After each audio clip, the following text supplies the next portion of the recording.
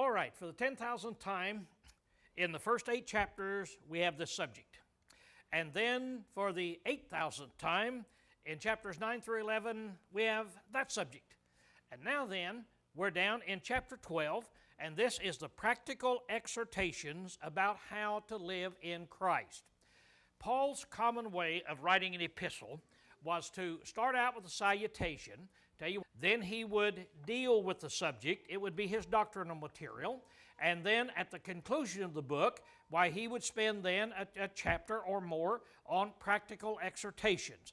That is, now, since you are in Christ, here is the way Christ expects you to live. So this last week, we learned this. And that is, at the very beginning, that God wants both our mind and our body 100%. And that's what we dealt with at that time there in the first 8 verses. Now then tonight, we're going to pick up our story in verse 9. And from verse 9 through the remaining part of this chapter, it's just going to be one exhortation after another, that here is what you do. Now I'm going to go pretty rapidly tonight, and I'm going to do it for this reason, that in each one of these things, each point that he brings up, we could have an entire hour sermon on that subject without any problem whatsoever. Now, Linda is the only one that would enjoy that, of having about 25 hours here of trying to get through this material. But now, when Paul wrote the letter to the Romans, he did elaborate on these things. He just said, now, here, and here is what I want you to do. That's what we're going to do. We will define the terms, but we want to see that we're just going to pound it home.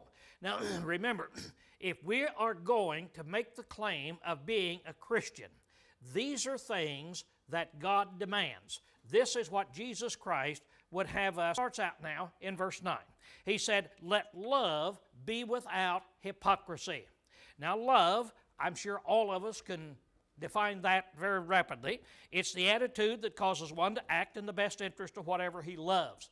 So love is that great overall thing of how we are to act. We're to always act in the best interest of whatever we love. If he's going to be talking about here, then we act in their best interest. Our problem is that we generally turn it around and act in my best interest. Isn't that the problem? Of when we turn it around and I'm going to do what is really the best for me. Now the word really means feigned, disguised, or a stage actor. The stage actors, and they had lots of them, by the way, in the first century. Major cities would have great theaters, and they would hold thousands of people. And going to the theater was one of their great forms of entertainment in the first century period of time. Now, they had these actors, and these actors were called, in the Greek language, hypocrites. And that's where we get the word hypocrite. So there would be a guy who is an actor, and he would act as though he was another character. And that really is what hypocrite means. It means somebody who's one thing, but they act like they are another thing. Has anybody ever met a hypocrite? Ever met anybody that you knew was one thing, but they act like another thing? And I won't ask if we've ever done that. But that is what it is. Our love is to be without hypocrisy. It is to be true. Then he says, as is evil. Now the word abhor means dislike, abhor, or have horror of. Now, we might ask ourselves, in this age of where we turn on the TV and we see all kind of immorality, we go to movies and see all kind of immorality. We buy a book, and by page 2, we see all kind of immorality. And our children are forced to read this in our schools, and on we go. Are we desensitized to this thing? Do we just go ahead and put up with it? The things that I hear is that when people want to go to a movie or something that has a lot of filthy language in it, Well, I hear worse than that at work.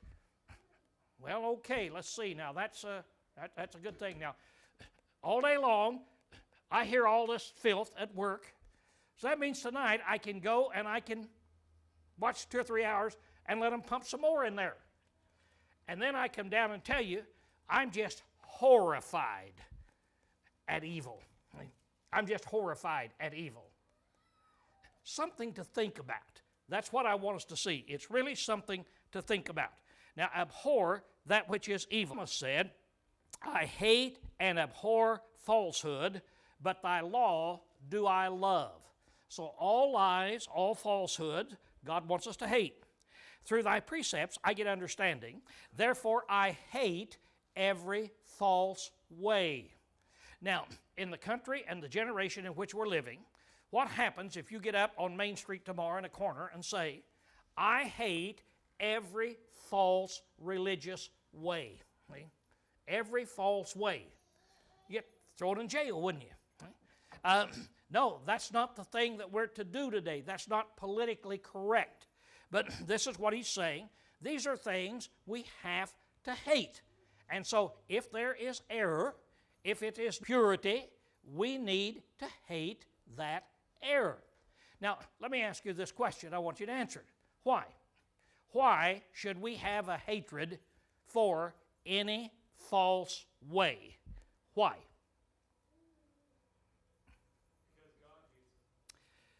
Well, God hates it. But God's a lot better than I am, so He hates it. Why can't I? Why can't I love it? I may be giving you some silly arguments. I'm after one thing, Todd. Why? What will false doctrine do to you? What will error do to you? It's going to destroy your soul. If you accept it, you imbibe it, it will destroy your soul. What would you do if you went to some house that had a deadly disease? The person in there had a deadly disease. And the doctor tells you, if you go in the house, you're going to get it, and you're going to suffer all the days of your life, and it's going to kill you. How many of you would go in the house? No, you would hate anything that destroys you. Would you ask your kids to go in? No. And so we need to understand in the spiritual realm, every false way is the same thing. The fear of Jehovah is to hate evil. Pride, arrogancy, evil way, and a perverse mouth do I hate. So now these are things that we see all around us. People with pride. Nobody in here has any pride, do we? I mean, that's not a problem to us. Being arrogant. Now, ask yourself, do you have a lot of pride, but you really work at not being arrogant? You really work so that you're not just naturally not arrogant, but you really work at not being arrogant so that you can let people see such a great person as I am, I will associate with you to show you how wonderful I am. Doesn't that sound kind of funny? And yet, that is a problem that we have. Things which Jehovah hateth. And we don't have time to go through all of these things, but the hatred that Bible teaches is concerning all of these false things. These destructive things are things that we're to hate.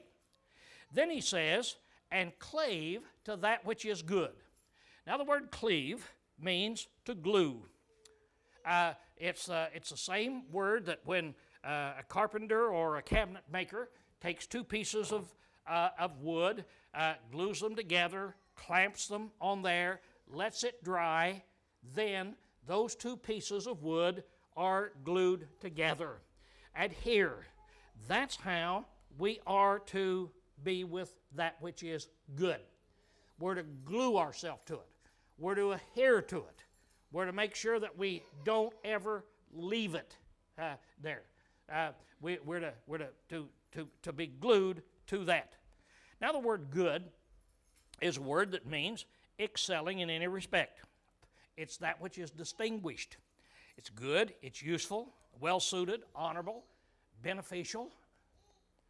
Now, as you look at what is beneficial and well-suited and is good for you, we might transfer it out of the spirit to the medical or the disease realm. A minute ago, we talked about having a deadly germ, and you say, no, I don't want to go do that. Now, in the medical field, what is good for you? Okay. So stop and think now. You're to cleave to that which is good for you. So health-wise, what do you want to do? How many of you drink impure water? How many of you picks up a milk carton out of a garbage can and drinks out of it? You say, no, that's not good for us. So every time you go shopping at the grocery store, you're going up and down the aisles, and you're picking out what you believe is good for you. When you see a milk carton and the date expires today, you generally put it back and get one later on, don't you? And so think about what is good. That's the idea of good. We're told by Paul that every scripture inspired of God does certain things for us. And what it does is that the man of God may be complete, furnished completely unto every good work. So now then, Paul, the psalmist said, I hate every false way. Now then, we find Paul making the statement that here in the Scriptures, we have everything that is good for us. And so if you want to know what is right, what is good for you, what will save your soul, what will make you happy, what will make a better marriage, whatever it is, then it is right there. Love of the brethren, be tenderly affectioned one to another. Now that love of the brethren comes from one Greek word, and that Greek word is Philadelphia. The word Philadelphia, the reason they gave it the city that name is, it means love of the brethren. The phila there means the love, and the adelphe means the love of the brethren. So now, in love of the brethren. Now, this word, by the way, of love, is not the word that we generally find, which is the word that means always act in the best interest of whatever you love. But this is the one that means emotions. This is the one this is the philos, as you see there. It's that which is based upon emotion.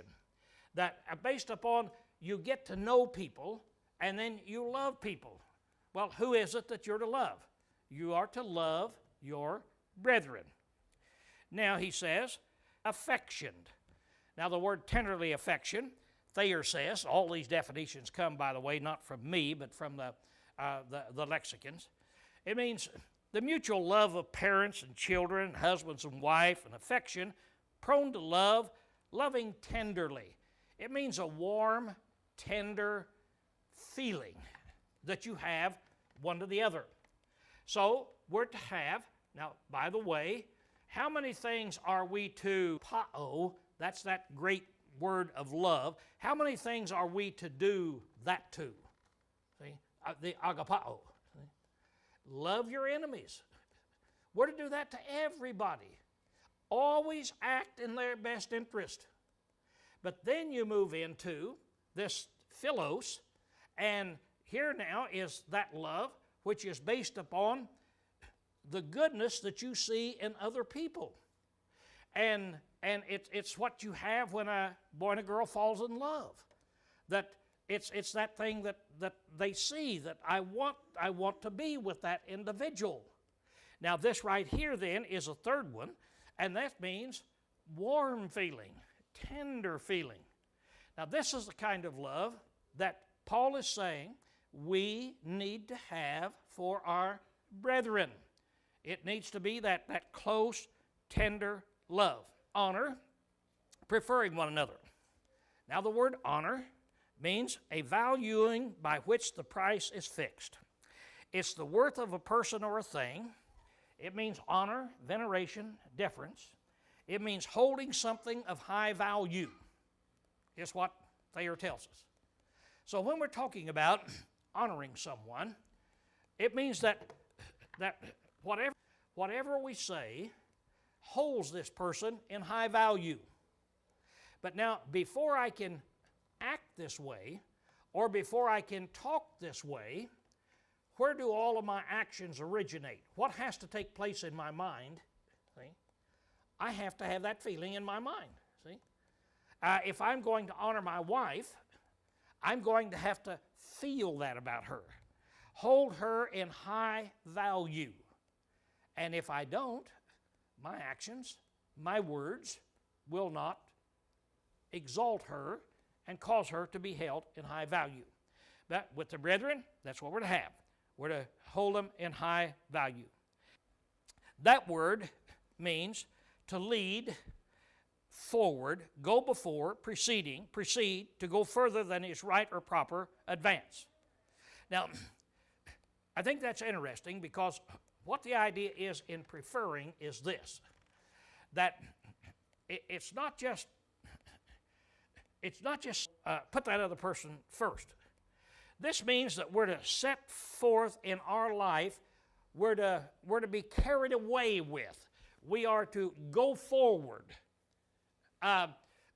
If you see a crowd of people, and this crowd of people is going out here to do a job, whether it's here at the work party, and we're going to move all that gravel that's out there, and you see somebody pick up a shovel. Okay, come on, let's go. And got a shovel. Another guy gets a wheelbarrow. Okay, and the way they go. We wouldn't call that preferring the gravel, but that's what that word means. It means that they go before. They are saying, this is what I will do. I will put myself in this position so that I work harder than the rest of you will have to work. I'll be the first one.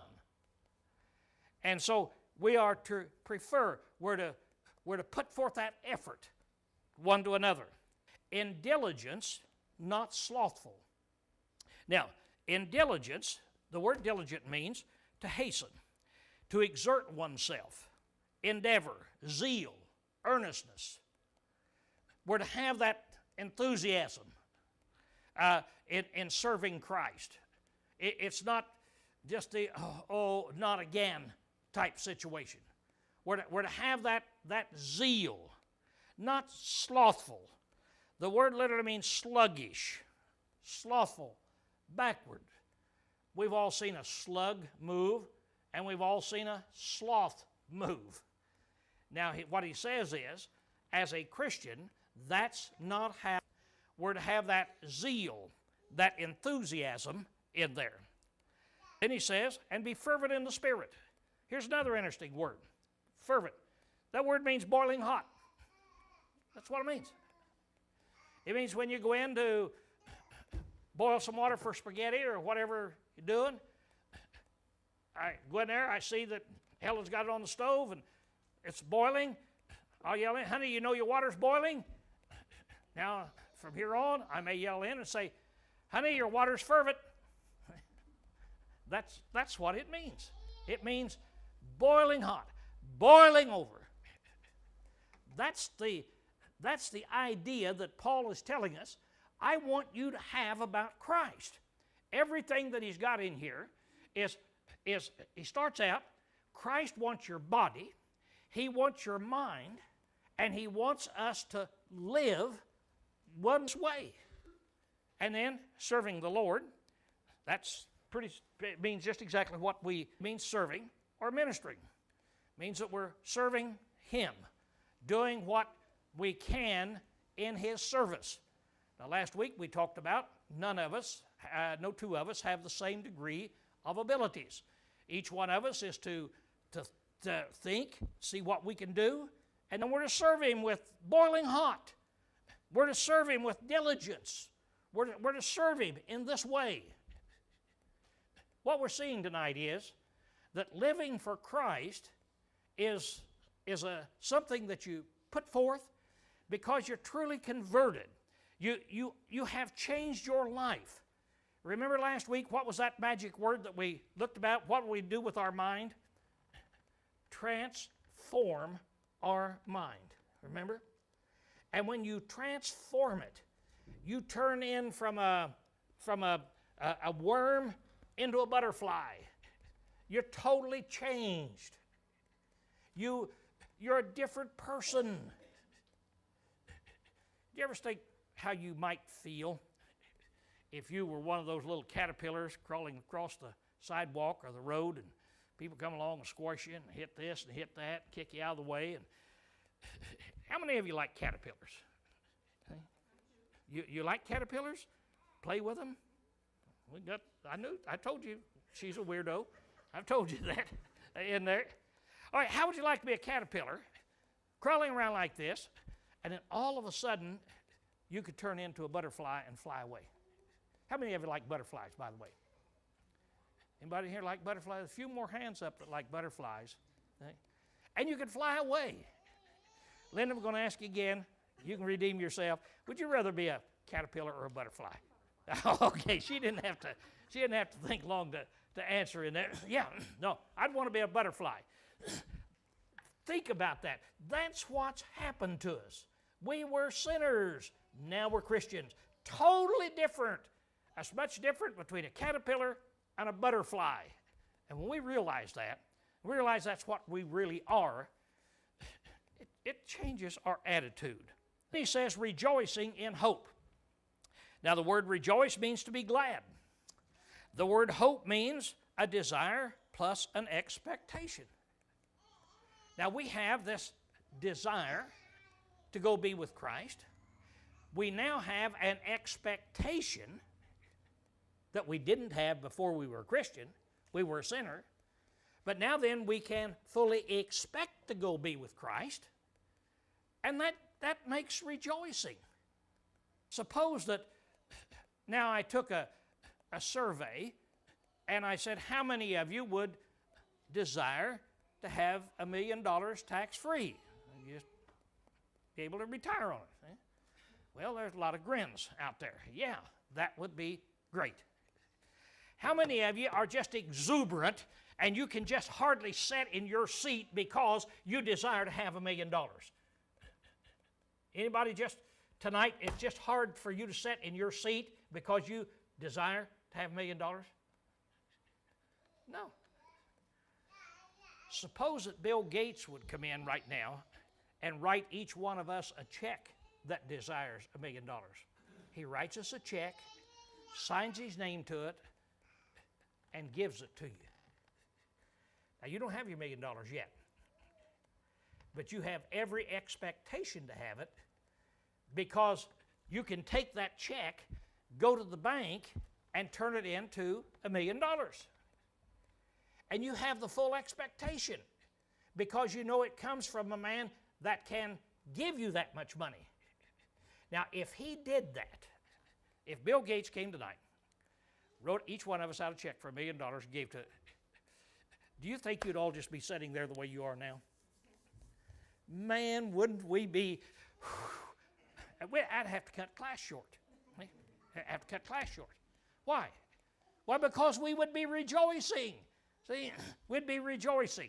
That's what he tells us in here, that we can desire to be saved, and we have a reason to expect to be saved, and so we can rejoice. We can be a happy patient in tribulation. Now, the word patient means to endure, bear bravely, persevere. Don't give up. That's the idea. Just don't ever give up. Tribulation means a pressing together, a pressure, an affliction. It's when you're really pressed down, when you have a great amount of pressure on you. What do? Don't give up. Don't give up. Have you ever noticed that you don't have to, that patience of not giving up when things are going real well? You ever notice that? Everything going fine. I don't have any problems. How easy is it to be patient under those circumstances? But when the pressures come, and when I can't see my way out, everything looks dismal. What is it he says for a Christian to do? Be patient. Don't give up. Then, steadfastly in prayer. Make sure that that is when we turn to God and we cast our cares upon Him. Peter says, cast your cares upon Him because, why? Why can you cast your cares upon God tonight and know He'll listen? What does the rest of that verse say? Cast your cares upon Him, for He careth for you. See? He cares. He really cares for you. Now, how often should we pray? What should our prayer life be like? Well, not just weekly, not just daily. I don't know how often. Steadfastly. Suppose that I were to ask you, I say, now, what I want you to do tomorrow is I want you to be steadfast in this.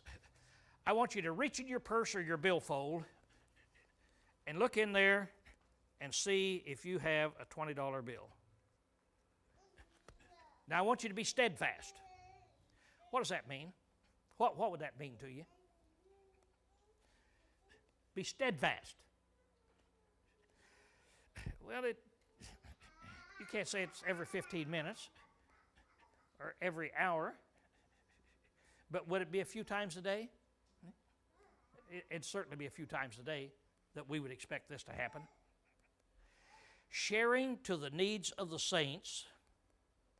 So what does that mean? It means to become a sharer or a partner in the needs. To become a partner with those people. Now this is kind of interesting. Because people that are in need, it means that you're going to have to give them something. And it's saying, oh boy, not again. This is going to cost me something. Instead of looking at it that way, you say, I'm going to become a partner with them. I'm going to become a sharer with them. Now that's really easy to do with successful rich people, isn't it? If somebody, a successful rich person came to you, said, would you like to be my partner? Would you like to share in my business, my wealth? How long would it take you to say, yeah, see? But now, turn it around. If it goes out the other way. Paul said, I want you to think about it in that way. I don't want you to think about it of the, oh no, but we want to be a sharer. We want to be a partner in the needs of other people. Given to hospitality. Means kind to strangers. It's used generally as talking about a lodging place. But the word literally means kind to strangers. Not kind to somebody that you know real well, your kids, or your close friends, but be kind to strangers. Now again, that's a big word, isn't it? What do you mean to be kind to strangers? Well, if a stranger needs a place to stay and you're going to be kind, if a stranger needs food and you're going to be kind, what would you do? And so that's a big word in there. And what it's saying is that we're not just to be loving, kind, and feeling toward our brethren that we know real well, but even toward those who are. Here is a toughie. Bless them that persecute you, bless and curse not. Now, bless means to speak well of, invoke a blessing on, to make happy. Now we're getting down into something that's almost humanly impossible. But if we have been changed from a caterpillar to a butterfly, if we've taken on the nature of Christ, we can do this. Bless them that persecute you. The word persecute means that those who pursue you, follow after, to cause you some kind of harm. Some kind of harm. Look at what Peter says. He said, for what glory is it when you sin, if when you sin and are buffeted for it, you shall take it patiently. But if when you do well and suffer for it, you shall take it patiently, this is acceptable with God. Now, you see, here's another thing I've never had any problem with, and that is that when people do me good and talk nice to me, I never try to run them down. I never try to do them any harm. I never get mad at them. Just go ahead. Treat me nice. Talk nice to me. I don't have any problem. It's the other where I have the problem. What happens when people persecute you? What happens when they say and do ugly things to you? Well, that's time to get back at them, isn't it? No, not if you're a butterfly. Not if you're mind to be like Christ. He said here, it's no big deal if you do wrong and you suffer, but it is a big deal if you do right and you suffer. What are you to do? He's called, because Christ also suffered for you, leaving you an example that you should follow in His steps. Now, if I'm going to follow in the steps of Christ, He left me an example. What did He do? What did He do to those who persecuted Him? Think about it. When they finally nailed Him on the cross, and He went through all of that torture, they lied about Him, they beat Him, all of that torture. They nailed Him on the cross. What's the first thing He did when He lifted His eyes to God? Father, forgive them, for they know not what they do. Can we do that? That's what this says we're to do. If we're going to be that butterfly, if we're going to have our mind that way. Bless and curse not, He says. Curse not means to curse or doom or imprecate upon, say, boy, they'll pay for it. I tell you one thing, they will. Ooh. On the cross, did the Lord do that? Father, forgive them, but I'll tell you one thing, condemn those horrible, wretched, lying people that knows they're doing. No. If we're going to be a butterfly, and we're not going to be a caterpillar, these are things that we have to do. Them that rejoice in here. So what does rejoicing mean? Be glad. Be happy. When other people have good things to happen, rejoice with them and weep with them that weep. When people have bad things and their heart hurts, weep with them. Feel their feelings. That's what it means to be tenderly affectioned one to the other. Care for each other and feel for each other. Be of the same mind one toward another.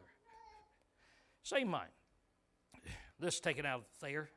In a context, it means to be unified in sentiment, disposition of weeping and rejoicing with one another, not ambitious to be greater than others. So the idea is, don't start looking at yourself than other Christians. Don't try to exalt yourself in this way here, in the one toward this other here. In other words, wealth, power, education, influence means nothing to a child of God. We're all on an equal plane. Now you ask yourself this question. How do you conduct yourself? If you happen to be somebody that's fortunate enough to have a lot of money, how do you look at people who don't? If you happen to be somebody who's had the fortune of going to college and having a big college education, how do you look at people that haven't been there? Are you one of these people that says, well, I've got all this stuff, but I'm going to show how great I am. I will lower myself to associate. That's what we need to do, but that's not what this is talking about.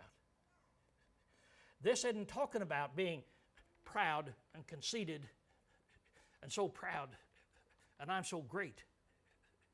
I'll even associate with you people. See how great I am? I'll even associate with you.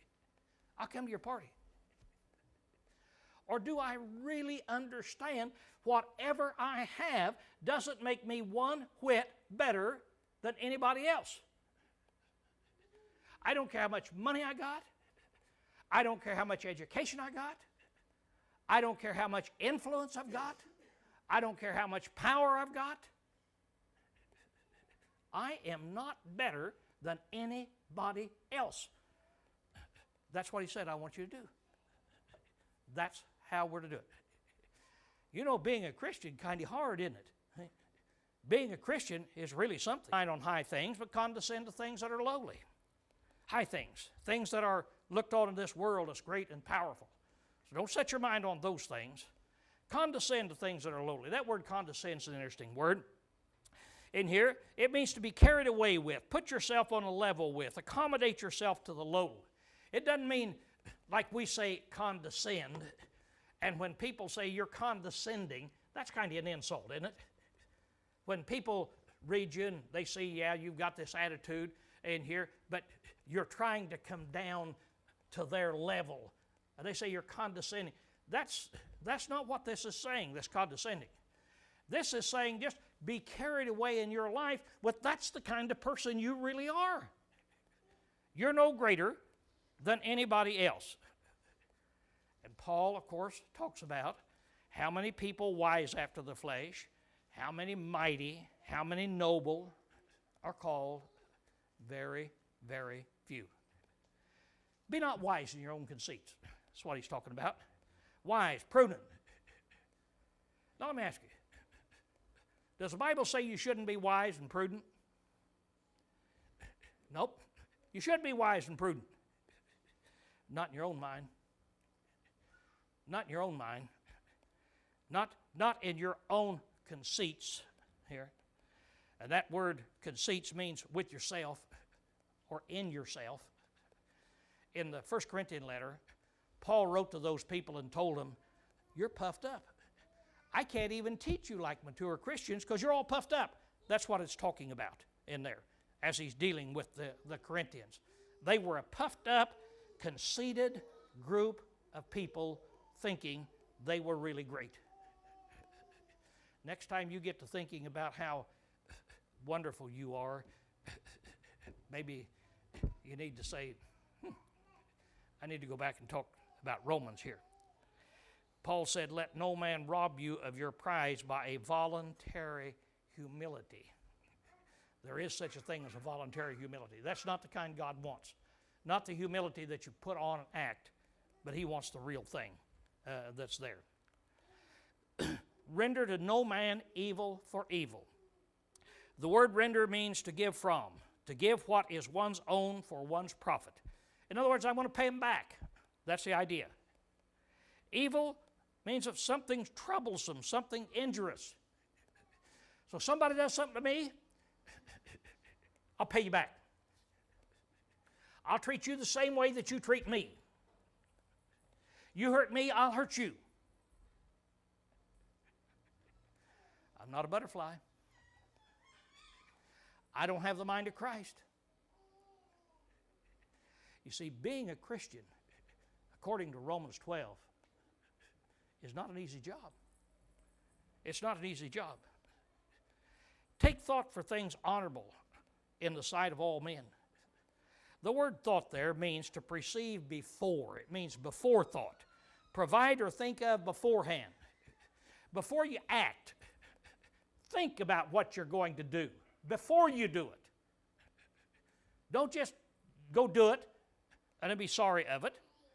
And always take thought, is this an honorable thing? It means good and honorable, righteous. So before you get involved in anything, in business or in your social life or whatever it is it an honorable thing? Don't think about it afterwards. Think about it before. And then keep in mind it's to be done in the sight of all men. Don't just think if I go over here to this place, what will the brethren think? Well, what will my next door neighbor think? What will the atheist down the street think? Paul said he takes thought of things honorable, not only in the sight of God, but in the sight of men. So make sure we live a life so that people will not be able to point out our hypocrisy. If it be possible, that word possible is the word dynamite. We've had the dynamite before, haven't we? We talked about that.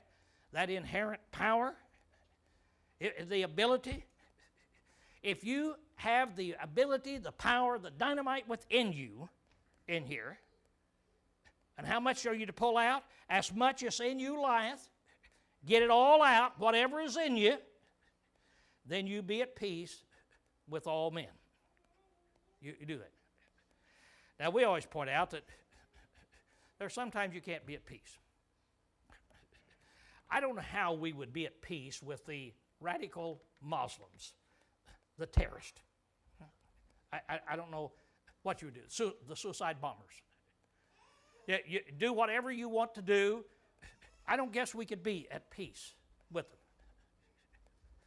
But what this says is, inside the church or outside the church, you be at peace with all men, and you stir up every ounce of ability that is in you about the other person. You make sure that when you stand before God, you can say, Lord, I did everything I could do. I never left one stone unturned. I did everything, and they would not be at peace with me.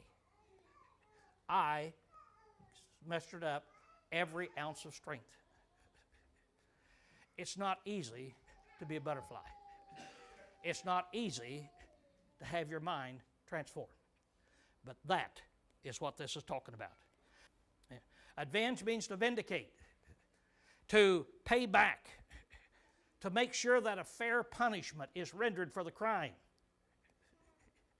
You done something to me, I'll make sure that you hurt like I've hurt. I'll make sure that you get paid back. Nope. Can't do that. Pull back. You can't do that if you're trying to hurt the other person. You have to give place. Big word. Means you step aside. You let something else stand in your place. So at this moment when you want to do that, you step aside and you give place to the wrath of God. That means the feeling of anger, the feelings of emotion. Don't you act on your own. You let God take care of it in His time. It's not easy to be a butterfly. This is everyday Christianity, and it's hard to do. Vengeance belongeth unto me, and I will recompense, saith the Lord. This is the same word for avenging. It belongs to God. He doesn't give us any room, any place as human beings to make sure that somebody else is paid back. And yet that's the normal human feeling that we have. We don't even have to be taught. Little kids out on the playground, I'm just paying you back. It's a feeling of justice that we've got. But nope, if we're going to be a butterfly, we've got to learn that belongs to God and not to man. So it belongs to Him in there. It's not in man's realm. I will recompense. There's the same word. That's vengeance. I'll recompense. I'll pay him back. I'll see that it's all done. It's in there. You remember back in chapter 1, verse 18? Back there, it talked about where he started out in this, that the wrath of God shall be revealed from heaven against all ungodliness and all unrighteousness. It belongs to God. So what do? Well, if your enemy hunger, feed him. Enemy is that which is hated, odious, hateful. What do? If he's hungry, give him some food. How hard is that? Have to draw out every ounce of strength in your body to be able to do that. The guy needs to be shot. The guy needs to be punched in the nose. The guy needs to starve to death. What do you do? Give him food. Then, if he's thirsty, you give him drink. You help him. You act in his best interest. That's very easy to understand.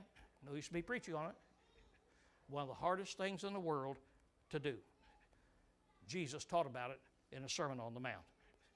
In so doing, thou shalt heap coals of fire upon his head. So in so doing, that is, by doing good for evil in there, you're going to heap coals of fire upon his head. What it really means is, if you want to hurt somebody, you do it God's way. You do them good.